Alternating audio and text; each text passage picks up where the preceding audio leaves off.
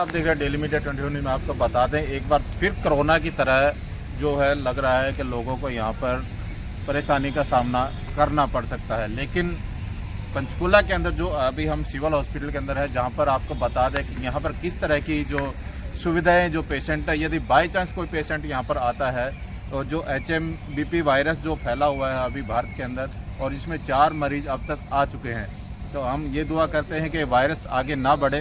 यदि बढ़ता भी है तो सिविल हॉस्पिटल में क्या तैयारियां हैं, आइए हम PMO रीता कालरा से इसके बारे में जानकारी लेते हैं। कोविड के बाद एक बार फिर दोबारा वायरस जो है HMPV लक्षण पाए गए भारत में, तो क्या रिपोर्ट आई सामने में पंचकुला में? सर अभी यहाँ से तो कोई हमारे पास केस नहीं आया है। ये बाकी जैसे इन्फ्लुएंजा वायरस होता है उसी की तरह है ये ह्यूमन मेटान्यूमो वायरस। ठीक है, कोविड जितना सीरियस नहीं है, बट डेफिनेटली इसमें इन्फ्लुएंजा लाइक सिम्टम्स होते हैं, मॉर्बिडिटी होती है। तो जो प्रोटोकॉल है हमारा हरियाणा हेल्थ डिपार्टमेंट का, हम उसी को लागू करने का कोशिश कर रहे हैं। तो सबसे पहले तो हमने सेंसिटाइजेशन, ताकि पैनिक नहीं हो, हमारे स्टाफ को सेंसिटाइजेशन एंड ट्रेनिंग दे रहे हैं फॉर मैनेजमेंट अगर ये वायरस के पेशेंट्स हमारे पास आते हैं। PPE का जो पर्सनल प्रोटेक्टिव इक्विपमेंट्स जैसे कि ग्लव्स और मास्क का यूज़ करना है जब हम पेशेंट्स के साथ डील कर रहे हैं। हैंड हाइजीन प्रैक्टिसेस को स्ट्रेंथन करेंगे, और पेशेंट्स के लिए हमारा फ्लू क्लिनिक पहले भी चलता था, उसी को एक्टिवेट कर दिया ताकि बाहर के बाहर पेशेंट्स दिखा के जा सकें। बाई चांस यदि कोई पेशेंट मैम पंचकूला के अंदर आता है और अपने हॉस्पिटल में यहाँ पर आता है, तो क्या फैसिलिटी यहाँ पर की गई है, क्या सुविधाएं? अभी के लिए फ्लू क्लिनिक सेटअप किया गया है ताकि उनका इलाज बाहर के बाहर हो जाए। बट अगर पेशेंट को हॉस्पिटलाइज करना पड़ा तो हम एक वार्ड डेजिग्नेट कर, जैसे डेंगू वार्ड डेजिग्नेटेड है ना, वैसे ही हम इसके लिए वार्ड डेजिग्नेट। सुनने में जो ये HMPV जो वायरस है, इसके लक्षण क्या हैं और लोग इसको किस तरह से पहचान पाएंगे कि ये वायरस है?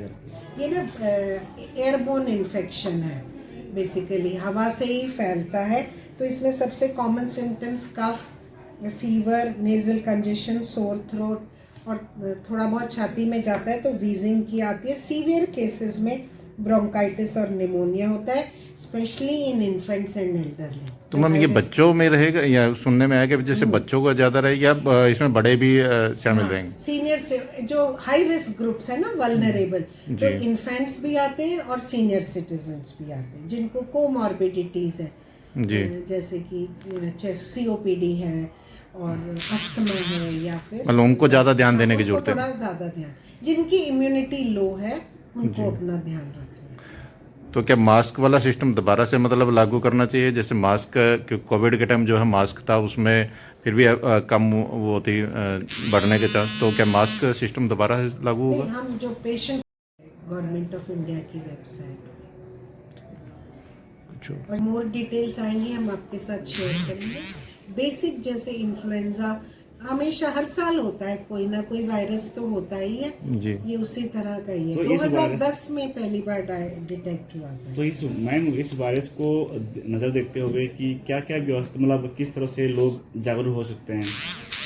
जागरूक यही रखना है कि आपको भीड़ भाड़ की जगहों में नहीं जाना है, अपना इम्यूनिटी अच्छा रखना है, तो खाना सेहत का ख्याल रखना है, ठंड का एक्सपोजर नहीं हो, अर्ली मॉर्निंग वॉक्स पे नहीं जाना चाहिए, और किसी को है ना अपने घर में जैसे खांसी जुकाम तो आइसोलेट कर दे, नहीं तो पूरे घर में फैल जाता है। मतलब कोविड के तरह घबराने की जरूरत नहीं है? घबराने का नहीं है। मैंने जैसे आपको बताया माइल्ड सिम्टम्स है, cough, cold, fever, but severe cases में जो जिनकी इम्यूनिटी कम है, इन्फेंट्स हैं, एल्डरली हैं, उनमें निमोनिया और ब्रोंकोलाइटिस देखा गया।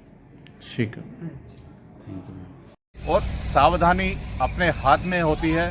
जैसे हमने कोरोना वायरस को हराया था, तो ये वायरस ना फैले, ये सावधानी हमारे अपने हाथ में है। मास्क का इस्तेमाल सबसे बेटर तरीका है, क्योंकि जो कीटाणु है और ये कीटाणु जब हमारे शरीर के अंदर जाता है तब ये फैलता है, और इस कीटाणु से बचा जा सकता है। तो मास्क का इस्तेमाल ज़रूर करें। और ये जो हमारे छोटे बच्चे जैसे निमोनिया वगैरह जिसको हो जाता है, जिसको दमा की समस्या है, उनको ज़्यादा ये वायरस इफ़ेक्ट करता है। तो उन सब से मेरा अनुरोध है वे थोड़ी सी सावधानी इस वायरस से बचने के लिए ज़रूर अपनाएं।